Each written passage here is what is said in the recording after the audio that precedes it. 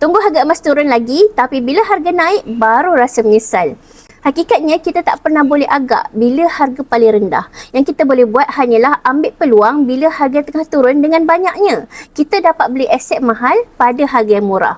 Contohnya hari ini, harga emas turun RM65 berbanding pada harga tertinggi iaitu RM764 per gram. Ini bukan turun sikit-sikit, tapi ini harga jatuh gaung punya. So kalau tuan-puan ada yang nak mulakan simpanan emas hari ini ataupun ada duit lebihan lepas dah tolak semua belanja dengan hutang ataupun nak simpan dengan cara selamat sikit demi sikit, boleh menabung di Eko Emas Gap, simpan ikut kemampuan walaupun 1 gram ataupun RM100. Bila kita simpan emas secara konsisten, lama-lama insya-Allah gerak emas kita akan terkumpul dengan lebih banyaknya.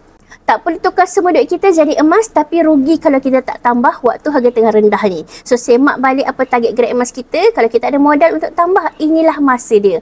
Simpan emas hari ini bukanlah sebab kita nak kaya esok, tapi sebab kita nak selamatkan diri kita bila hari esok kita perlukan duit. Nak mulakan simpanan emas, beri sebuah rasiat dekat bawah tu ataupun DM untuk Zah bantu dan bimbing langkah yang betul untuk tuan-puan mulakan simpanan emas hari ini.